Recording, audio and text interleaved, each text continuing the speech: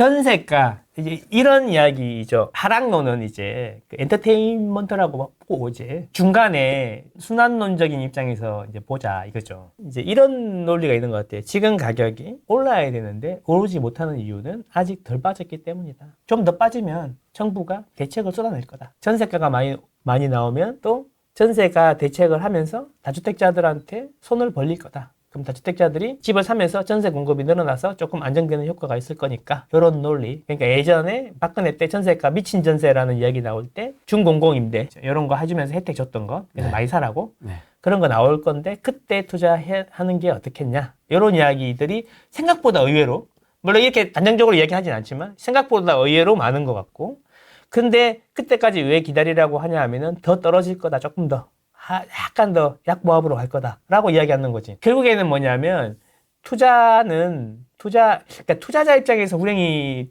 쪽에 나오면 투자자 입장에서 많이 말씀을 하시니까 네. 저는 약간 투자자보다는 실거주장이니까 실거주 쪽으로 이야기를 많이 하고 그런 거니까 좀 다를 수 있는데 이런 거죠. 매매가 오르려면 기본적으로 전세가 올라서 밀어붙여줘야지 이렇게 올라가는 거다. 그치?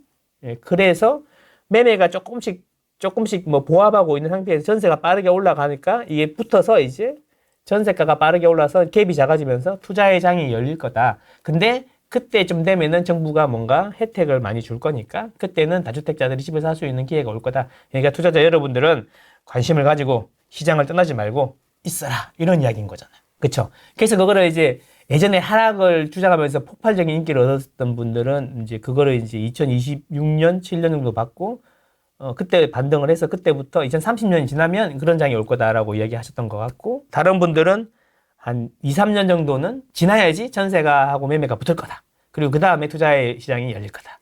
이런 거잖아요. 다 일리가 있고 다 맞는데 근데 이제 저는 이런 생각을 하는 거죠. 저도 그 2023년에 첫 집을 샀어요. 성수동에 이 집을 샀는데 그때 1억 8,700이더라고 보니까 13년. 2003년 2003년. 첫 집을 샀어요. 네. 근데 지금 보니까 11억 얼마더라고 호가가 많이 올랐네. 중간에 팔았는데 어쨌든 그래서 그때부터 부동산에 관심을 많이 가졌고 뭐 그 2008년 금융위기 오면서 이제 잠깐 몇 년 떠나 있긴 했지만 옛날의 경험을 가지고 이제 투자를 하는 것도 많이 조심하게 되더라 이거죠. 시장이 그때마다 다르니까 이제 역사가 반복되긴 하는데 조금씩 다르게 반복이 되잖아요.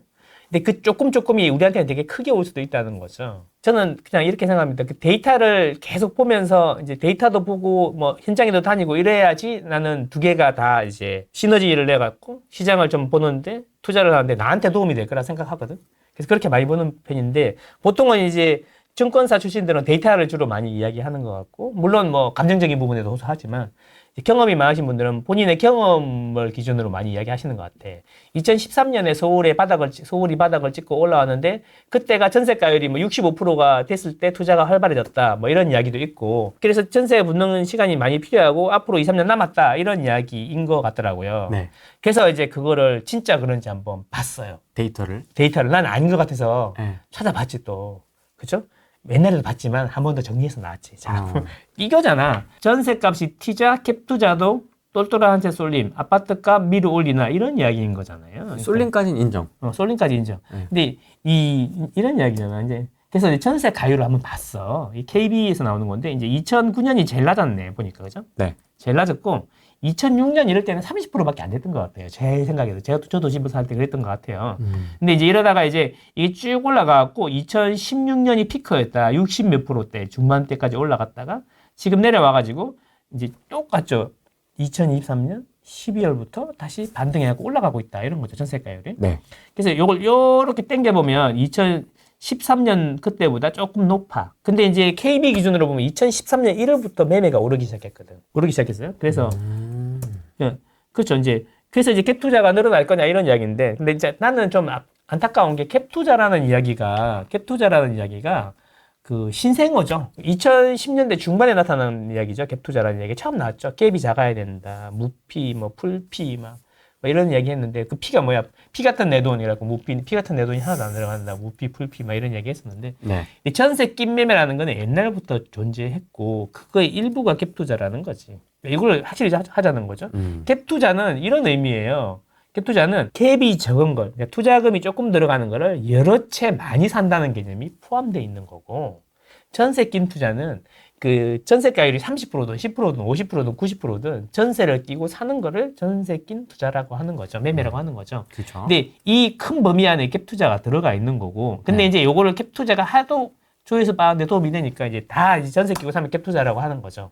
나는 이 선량한 무주택이 돈이 없는데 집은 오를 거고 그러니까 나의 주거를 약간 안 좋은데 포기하면서 전세 끼고 사놓는 게 지금은 아주 좋은 방법이라고 생각하기 때문에 그런 거는 전세 낀 투자라고 보는 거고, 그게 갭 투자라고 하기에는 좀 의문이 있다는 거지. 지금 갭 투자라고 하기엔 갭이 너무 크다는 거지, 서울은 솔직히. 자기 뭐 병점 이런 데 가면 3천 원에 되는 것도 있고 하더라고. 근데 이제 그것도 되게 웃긴 게 그 GTX-A가 뚫려가지고 동탄에 갭 투자가 늘어난다는 신문 기사를 가지고 막 까는 사람이 있더라고.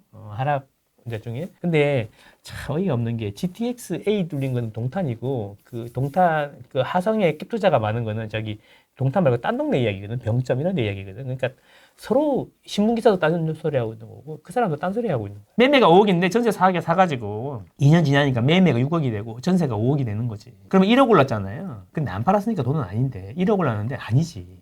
이제 전세가 1억이 올라가지고 현금이 들어간 게 없지. 내가 5억에 샀는데 전세가 5억이 됐으니까. 그럼 이 순간부터 수익률이 무한대가 되는 거죠. 자유의 몸. 그렇죠. 그래서 그 서울대의 김경민 교수님이 이런 이야기 하는 거죠. 갭 투자는 수익률이 무한대가 될 수 있고 갭 투자하기 좋을 때 나는 조교들에게 갭 투자하라 그랬다. 와, 놀랍지 않습니까? 진짜 유튜브 많이 보시는군요. 아니 나는 예 보죠.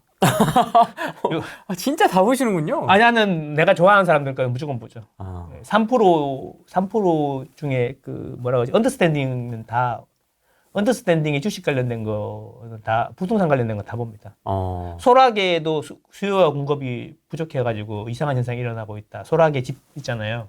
그런 거까지 부동산 비슷한 거 다 봅니다. 그 전세 낀 투자는 헷갈리면 안 돼. 그래서 지금은 내가 집이 너무 비싸니까 전세 낀 투자를 생각해보는 것도 괜찮아. 바로 못 사니까 전세 끼고 사놨다가 나중에 열심히 모아서 들어오면 되잖아. 신혼부부라든지 돈 없는 사람들을 집어넣을 것 같고 사야 되는데 어떻게 해야 되나요? 라고 이야기할 때 기본적으로 전세 낀 투자를 이야기할 거니까 개념을 약간 설명을 드린 거예요. 그래서 갭 투기라고 하는 거는 약간 어떻게 보면 아까 말한 적은 갭으로 여러 개 산다. 그런 개념일 때 그런 표현을 쓸 수도 있다라고 생각하는 거죠. 주식은 투자고 부동산은 투기인 거잖아요. 그렇죠? 뭐 그쪽에서는 그렇죠. 실거주 가지고 장난치는 거니까. 네. 그렇죠? 네. 기업 주가 가지고 장난치는 거 아니고.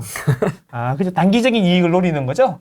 부동산은 사면 2년 뒤에 팔아야 되는데 단기적인 거잖아. 부동산에서 2년은 졸라 당기고 네. 주식에서 단타 치는 거는 졸라 당긴 거죠. 이제 여기서 항상 나오는 얘기가 이제 그 부동산은 실제로 사는 사람들이 있는데 그거 갖고 장난친다. 이 재화 가지고 장난치면 안 된다고. 주식은 없어도 살 수 있는 거 아니냐. 주식은 투자고 코인도 투자고 집은 부동산은 투기인 건데요. 네. 참 좋은 세상입니다. 그죠? 아, 그렇군요. 네. 네, 그런 분들이 많으신가 봐요. 그죠? 동의하시는 분들이 많으신가 봐요. 90% 이상. 그래서 자본주의랑 부동산은 상식이다 이런 말을 하는 거죠. 그 왜곡된 정보 한 번 정도 관심을 가져볼 필요 있지 않나? 주위에 집 산 사람들 중에 한 10년 지나서 안 오는 사람이 거의 없을 텐데 그렇다 그러면 한번 관심 가져볼 필요가 있지 않나? 주식은 단타로 보유해도 되지만 부동산은 죽을 때까지 내가 살 집은 있어야 되는데 전세든 매매든 월세든 그러면 그리고 평생에 자기가 소비하는 것 중에 가장 큰 소비가 주택 관련 소비인데 그거에 대해서 한 번 정도는 반대되는 의견이라 들어볼 만하지 않나? 그냥 아예 모르겠고 공부 따기 싫고 이게 싫다니까 내 떨어진다니까 집을 안 살 이유가 충분하네. 아이고야 혹시 그러고 있는 건 아닌가? 어떤 분은 월세에 살아야 된다고 그러면서 나머지는 다 주식에다 넣어야 된다고. 아 그럴 수도 있죠. 그럴 수도 있고 그 주식 떨어지면 어떡하는데요? 그거 다 이야기하더라고. 그래서 집값이 5억 된다. 뭐 강남 집값 5억 된다 그러는데 강남 집값이 5억 되면 주식은 어떻게 돼 있는 거지? 그 생각 다 망하는 거야. 그죠? 그러니까 근데 자기는 미국에 집 있고. 자기는 미국에 집이 있는데 월세 살면서 한국에서 월세 살면서 이렇게. 네. 월세 살면서 주식 투자를 해야 부자가 된다. 근데 왜 미국에 집이 있대요? 왔다 갔다 하나 보죠. 갭이 감소해야지 투자 시장이 열릴 거다. 그래서 나를 추종하는 투자자들이요 좀 더 기다려라. 네. 공부하면서 이런 거잖아요. 근데 이제 갭이 감소하려면 이런 거죠. 전세는 빠르게 오르는데 매매가 천천히 올라야죠. 매매는 천천히 오르는데 전세가 빠르게 오르면 이게 줄어들잖아요. 여기 갭이 그죠? 맞습니다. 그렇죠. 반대도 있어요. 전세는 천천히 떨어지는데 매매가 빨리 떨어지면 돼요. 그렇죠. 그래서 이렇게 사보면 그려보면 요런데 매매와 전세가 있을 때 갭이 줄어드는 거죠. 이렇게 하면 어렵잖아. 우리 또 수학을 했으니까 조금 아는데 기하까지 나와버리면 2차원에 y는 ax 나와버리면 미쳐버리잖아요. 그죠? 그래서 그거를 총합해서 이제 상대 속도라는 걸 2000 몇 년에 만들었냐 이걸 만들어놨는데 이게 뭐냐면 이게 갭이 줄어드는 속도거든요. 아. 이제 이거 올라가면 갭이 줄어든다는 거고 이 떨어지면 아주 빠르게 떨어졌으니까 갭이 아주 빠르게 확 불어졌다는 거죠. 그래서 2000 보시면 이것도 그래. 12월부터 바닥 찍고 올라오고 있죠. 나름 빠른 속도로 올라오고 있잖아요. 그래서 이렇게 되면은 전세 매매 갭이 확 빠르게 줄어드는 거죠. 그런 겁니다. 지금 그래서 전세 매매 이게 서울 기준입니까? 서울 기준입니다. 이게 공짜로 다 볼 수 있습니다. 리얼망고에. 첫 화면에 다 나와 있습니다. 그래서 전국이 다 이런 추세다라는 거죠. 전세가 빠르게 오르고 있으면서 오르고 있는 게 중요한 게 아니라 투자자 입장이나 아니면 뭐 전세 낀 투자를 하는 사람들 입장에서는 전세가 빠르게 올라와서 갭이 줄어드는 게 중요한 거잖아. 그럼 이렇게 보면은 갭이 빠르게 줄어들고 있다. 2013년도 그랬다. 그래서 2023년도 데칼코마니처럼 매전 갭이 줄어야 그때부터 스타트 할 거다. 이런 이야기인 거잖아요. 맞습니다. 그래서 제가 처음부터 얘기했잖아요. 2023년 12월부터 바닥이었으니까 바닥이고 지금 1년 6개월째 오르고 있으니까 그거를 부정하는 순간 이야기가 달라진다라고 했잖아요. 그래서 이 실거래를 다 까보면 이렇잖아요. 여기 왜 55%라고 했냐면 실거래 기준으로 보면 2012년 12월이 바닥이었어요. 그때부터 보면 오르고 있잖아요. 이렇게 쭉 보면 눈으로 보여주잖아요. 그죠? 그러고 있는데 이때 전세가율이 55%였어요. 서울 기준으로. 근데 2023년이 됐거든요. 2023년은 자 보세요. 여기 2023년 1월부터 이제 바닥을 찍고 이렇게 올라왔잖아요. 네. 이때는 51%였어요. 뭐 60%가 돼야 오르네, 65%가 돼야 오르네가 아니라 실제로 오른 거 기준으로 보면은 2023년은 55%일 때부터 올랐고 2023년은 51%대부터 오르기 시작했다. 매매가가. 그렇지, 매매가. 그러니까 이제 갭이 60%가 돼야 되네, 65%가 돼야 오르네 이런 이야기는 하면 안 되는 거고 그 돼야지 갭 투자를 할 수 있네 이렇게 얘기하는 게 차라리 오히려 더 맞지. 이제 생각을 해봐야죠. 왜 그럴까? 2013년처럼 똑같이 돼야 되는데 55%가 돼야 올라왔는데 왜 51%부터 올랐을까? 이런 고민을 할 수 있잖아요. 네. 그렇지 않아요? 그래서 한번 고민을 해봤어. 2013년을 생각해보면요. 미국이 돈을 엄청 찍어서 뿌릴 때였단 말이야. 헬리콥터 밴 들어봤어요? 네. 밴 버냉키. 헬리콥터 타고 다니면서 달러를 뿌린다. 막 돈을 엄청 찍어낼 때였단 말이야. 그리고 그때는 뉴스만 틀면 유럽 망한다는 얘기밖에 없었어요. 왜 그럴까? 원래 돈을 많이 찍으면 그 나라는 망하는 거야. 하이퍼 인플레이션으로. 근데 달러는 많이 찍었잖아? 그러면 미국이 힘들어질 수 있어. 통화 가치가 떨어질 거 아니에요. 통화라는 게 통화 가치, 환율이 안 좋아질 거 아니에요. 그러면 상대적으로 이야기하면 미국 달러에 대비되는 다른 돈들의 가치가 올라가고 달러 가치가 떨어져야 맞는 거잖아요. 그러면 미국이 돈을 계속 찍어낼 수가 없단 말이야. 근데 돈을 엄청 많이 찍었잖아. 어떻게 했냐? 유럽이 망한다. 중국이 망한다. 일본이 망한다. 이렇게 이야기하면 그 돈들보다 달러 가치가 올라가니까 그러면 돈을 계속 찍을 수가 있는 거야.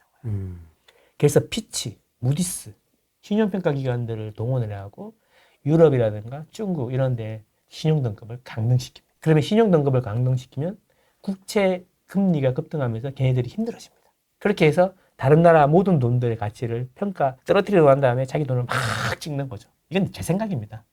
화폐 전쟁 같은 느낌이죠. 그래서 돈을 엄청 찍어냈단 말이야. 그래서 유럽이 망한 다음 피그스, 포르투갈, 맞아요. 스페인 망한 나중에 프랑스도 위험하다 이런 이야기 하면서 돈 계속 찍어내고 있었던. 그래야 자기들이 하이퍼 인플레이션이 안 오고 그리고 어차피 전 세계적으로 달러 쓰고 기름 살 때마다 달러 결제밖에 안 되니까 달러들은 계속 전 세계로 퍼지는 거지 이렇게. 그렇게 해서 이제 위기를 해결해야 됐으니까 뉴스만 틀면 돈 부린다. 죽는다. 테이퍼링이 어떻고 뭐가 어떻고 뭐 QE가 어떻고 뭐 매니아이 막 했던 거야. 네. 그러니까 사람들은 집을 사면 이상한 거지. 기대 수익률이 전혀 없었어. 그래서 기대 수익률이 낮기 때문에 집을 안 사면 어떻게 해요? 전세 살아야죠. 전세 가격이 급등하는 거죠. 전세 가격이. 공급도 없었단 말이야. 그러면 그때 이런 이야기. 야, 그때는 공급이 없었는데 집값이 안 올랐잖아. 그렇지. 공급이 없으니까 집값이 안 오르면 집값 대신에 매매 대신에 무조건 선택해야 되는 게 임대인데 그래서 임대 가격이 급등한 거 아니냐. 집값이 안 오를 만큼 임대가 2배로 올랐지. 그래서 두 개를 합쳐서 평균을 내보면 항상 비슷하게 올랐습니다. 서울은. 지금도 똑같은 거죠. 매매 안 오른 전세가 급등하고 있잖아요. 매매를 선택 안 하고 전세를 선택하고 있다는 거고 거기에 추가적으로 공급마저 없는 거죠. 그러니까 전세가 아주 빠른 속도로 오를 거다라고 하는 거죠. 금리가 계속 안정될 거니까. 그래서 이때는 기대 수익률이 낮았으니까 좀 더 높은 전세가율에서 매매가 시작된 거고 2023년은 그래도 2020년과 21년에 트라우마가 있잖아. 그래서 급락했었는데 야, 또 오르면 어떡할 건데? 망고쌤이 파이로 최중근 대표님이 지금 사세야죠. 이러니까 살짝 쫄리던데. 왜? 경험해본 게 있잖아. 경험해본 게. 그때는 2008년 금융위기 8, 9, 10, 11, 12, 14 6년 동안 자꾸 내렸으니까 야, 사면 안 되는구나 이렇게 생각했던 건데 기대 수익률이 지금은 높다는 거지. 그래서 2013년하고 2023년은 기대 수익률이 다르고요. 그리고 2013년은 실수요자 시장이 아니라 투자자 시장이었어요. 그때 규제 풀고 그때 막 그러던 시기였거든요. 그러니까 사람들이 이제 투자자들이 막 하나 둘씩 염창동 가가지고 3천만 원 이렇게 그러니까 막 블로그에다가 뭐 갭투자 리스트 해가지고 쫙 올리고 그랬었어요. 아, 그랬습니까? 그거 보고 가서 사고 전화로 사고 막 그랬었어요. 그 사람들 돈 많이 벌었죠. 그리고 이제 임대사업자 다 등록해버리고 막 그래가지고 이제 정책 변화가 왔죠. 임대사업자 혜택 뺏어야 된다 그런 이야기 했던 거야. 그때 막 많아 유명하신 전설적인 사람들 많아. 그래서 그때는 투자자 시장이었고 지금은 실수요자 시장이라는 거죠. 이제 2020년인가 7월인가 뭐 그때부터 이제 취득세 중과 일하면서 아무도 이제 안 하잖아. 01이나 하러 갔지 그때. 그렇죠?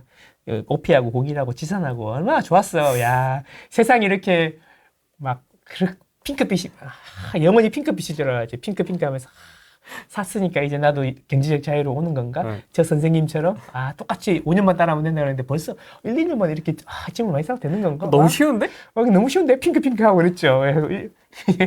곧 닥칠 미래가 어떻게 될지는 모르고 우리 다 좋아했지. 나도 좋아했고 너도 좋아했고 그랬잖아. 그치? 조회수 올리기만 하면 10,000개씩 나오네? 까지 마라. 올리기만 하면 와 그냥 빵빵 터지고 막 네. 좋았죠. 어쨌든 그래서 이제 지금은 실수요자들 위주로 돌아가니까 실수요자는 전세가율이 물론 중요하지만 많이 중요하지 않은 거지 투자자보다는. 그래서 51%에도 반등을 하는 게 아닌가. 그래서 그때는 맞고 지금은 틀린데 그 차이점이 크게 이 두 가지가 아닌가 이런 거죠. 근데 2023년은 급락 이후에 반등한 다음에 꾸준히 지금 오르고 있잖아요. 그래서 이런 식으로 계속 가다가 보면은 그래서 제가 이야기한 게 1년 6개월째 오르고 있다. 정부가 과연 이걸 풀어줄 수 있을까? 취득세 완화해줄 수 있을까? 쉽지 않을 것 같아요. 중공공 임대 해줄 수 있을까? 오히려 나는 지금은 민주당이 압승을 했기 때문에 오히려 임대차 5법이 나오지 않을까? 5법? 2+2가 아니라 3+3가 나올 수도 있지 않을까? 오히려 딱 그게 더 걱정이다. 물론 그렇게 되면은 임대해 놓는 입장에서는 더 좋죠. 전세가가 더 빨리 오를 거니까. 항상 해왔던 삽질을 또 하지 않을까? 이런 생각을 하는 거죠. 그래서 오히려 규제 완화는 고려 대상에서 조금 확률이 낮은 거 아닌가? 지금 상황에서 어떻게 해야 되는지 판단해보면 그러면 결국엔 또 똘똘한 한 채가 아닐까? 정부가 규제를 할수록 똘똘한 한 채로 가는 거니까. 많이 사지 말라 그러니까 좋은 거 한 개 사는 거잖아. MCM 3개 사지 말라니까 다 명품 백자는 규제를 하니까 어떻게 돼? 다 개수를 하니까 MCM 3개를 살까? 아니지. 루이비통 하나 사는 게 낫지. 이렇게 가는 거지. 당연한 거 아니야? 3주택 이상은 악이야. 세금 막 때려. 그래도 충분하잖아. 얘가 집을 많이 사고 니네들 집값 올리는 거잖아. 짜증나지. 우리가 딱 때려줄게. 세금. 시원하지 않아? 뭐 정부에서 팍 그냥 이렇게 해야 되지 않아? 이렇게 하니까 기분 좋지. 그러니까, 그러면은 3개면 안 되니까 하나로 줄이면 되겠네. 그러면 2개 팔았더니 돈이 들어오네. 그럼 어떡하지? 저 좋은 데로 가야겠네. 이런 거잖아요. 그래서 규제를 할수록 똘똘한 한치가 더 심해지는 거죠. 그래서 제 생각에는 규제 완화는 그냥 기대 안 하는 게 좋지 않을까. 혹시 지방은 풀어줄 수도 있겠다. 지금도 물량 터지고 앞으로 터지는 데는 더 꼬라박을 수 있으니까. 대구 같은 경우에도 미분양이 되게 많은데 집계가 안 되는 게 있다 그러잖아요. 그런 뉴스 보셨어요? 네. 근데 건설사가 요청하면은 그 공개 안 하는 걸로 돼 있잖아요. 그래서 난 법을 바꿔야 된다 생각해. 통계를 왜곡하는 거니까 무조건 의무적으로 하도록 법을 바꿔야 된다 생각해. 분양한 애들은 무조건 바꿔야 된다 생각해. 무조건 공개해야 된다. 그래 맞는 거 아닙니까? 그게 투명한 거잖아요. 근데 대구나 이런 데 미분양 되게 많은데 막 다 숨기고 있는 거잖아. 건설사 요청으로 공개 안 함 다 이러고 있는 거잖아. 이런 거잖아요. 건설사들이 지자체에다가 허가 받을 게 많잖아. 뭐 빗보여가지고 좋을 게 하나도 없잖아. 그러니까 갖고 오세요. 그걸 갖다 주는 거지. 근데 이제 이런 거지. 지금 상황이 너무 안 좋고 다 죽을 판인데 공개하는 게 더 죽을 판이다. 그러면 배째세요. 할 말이 없는 거지. 특히 대구 같은 데는. 그래서 그런 이야기가 나오는 거죠. 실제로는 더 많겠죠. 그래서 그런 지방은 좀 풀어줄 수 있지 않을까. 네, 그런 생각입니다. 어떻게든 서울 돈을 지방으로 좀 끌고 가려고 그런 대책은 좀 나오지 않을까. 그 외에는 그냥 그래서 다주택자들은 너무 힘들면 정리하세요. 정리하는 게 맞아요. 근데 오래전부터 다주택자들은 별로 안 힘들 거예요. 어쩌다 다주택, 최근에 어쩌다 다주택 이런 분들이 많이 힘들겠죠. 그러면 매매가를 기준으로 보면 지금 사는 게 맞네. 아니 내가 2023년 초부터 얘기했잖아. 그때 샀어야 되는 건데 버스가 조금 지나가긴 했는데 그래도 졸라 뛰면 탈 수 있어. 잠깐 정류장에 멈추긴 할 거 아니에요. 그래도 중간중간에. 아니면 이제 그 택시를 잡고 그 다음 정류장까지 빨리 가면 되지. 아, 택시 이름이 뭔지 알아요? 뭐예요? 대출이요. 대출인데 그 관용 택시가 있고 네. 민영 택시가 있어. 민영 택시는 민영 타야지. 민영. 대출 택시고 그냥 관용은 특례 대출, 네. 특례 대출 택시. 관영은 못 타요. 관용 못. 네, 자격이 안 돼. 자격이 안 돼. 민영 타야지, 민영. 빨리 타야지. 그러니까 돈은 좀 많지만 지팡이 짚고 있어야 돼. 네. 그렇죠. 예. 그 팔팔한 척하면 안 돼. 돈도 없으면서. 1년 6개월 올랐다지만 그 상승률이 사실 미미하잖아요. 1년에 실거래 기준으로 한 달에 1%도 안 오른 거잖아. 서울 네. 기준으로 보면은. 네. 예, 전국 기준으로 보면은 사실 전국 기준으로 보는 것도 좀 그런 게 좀 서울이 차지하는 비중이 되게 높잖아요. 시가총액이 전체에서 차지하는 비중이 삼성전자보다 훨씬 크니까. 그래서 지방은 전체적으로 조금씩 안 좋다고 말하는 게 맞아, 맞기는. 우리는 서울 수도권 위주로 계속 이야기하니까. 왜 이야기하냐면 서울 수도권 위주로 관심을 가져라, 지금은. 그런 때니까 그런 건데 좀 지나면 또 나와갖고 지방 이야기 막 하겠지, 둘이서. 그럼 지금 지방은 어떻게 해야 돼요? 지방도 좋은 데는 A급지는 뭐 계속 보유해야죠. 안 좋은 데는 고민이 많이 되겠죠. 근데 고민이 많이 되는데 이제 이런 거지. 이거가 정말 스트레스 받아가지고 못 살겠고 경제적으로도 되게 힘들다. 그리고 서울 사는데 지방에 가가지고 막 저기 말도 안 되는 거 막 사놨다. 그러면 진지하게 한번 생각해 볼 필요가 있죠. 근데 지금 팔면 너무 가격을 낮게 파는 거니까 조금 아무래도 내 생각에 금리가 실제로 떨어지는 트리거가 한두 번 와야지 그나마 그것도 거래가 되지 않을까? 호가보다는 아니면 조금 낮게라도 팔리지 않을까? 그런 생각이고, 최근에 또 웃긴 거는 이제 막 그 지방에 막 옛날에 01 이런 거 기준으로 해놨던 데 중에 입지가 약간 그래도 좀 괜찮은 데 있잖아요. 그 깊은 산속 옹달샘 옆에 있는 주공 아파트 말고 네. 그런 것들은 오히려 사요 오는 애들이 또 있더라고. 실거주가 사겠네요. 실거주도 있는데 막 법인으로 또 있더라고. 01이 이제 01이었다가 01로 오버했다가 다시 가격이 떨어 01 밑으로 내려가니까 그런 애들 또 있더라고. 그래서 뭐 좋지. 지금 법인으로 담는 건 무슨 상관이에요? 그러니까 좋지. 모르죠. 어제 강의 들었나 보죠. 아니면 뭐 이렇게 깊은 뜻이 있거나. 물론 그분들이 이제 뭐 이렇게 잘 알고 하시는 분들이면 뭐 이렇게 다 판단하셔가지고 하겠지만 초보가 잘 모르겠고 돈은 없고 지방 가야 되는데 그럼 법인 하셔야지 01 이렇게 한 거면 생각해봐야지. 근데 이제 말 몇 마디만 섞어보면 다 알잖아. 열심히 하십시오. 이렇게.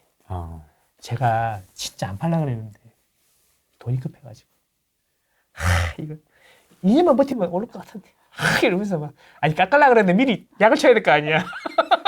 안 그래도 손해보고 하는 건데 약을 쳐야 될 거 아니야. 이런 롤플레잉 좀 필요하죠.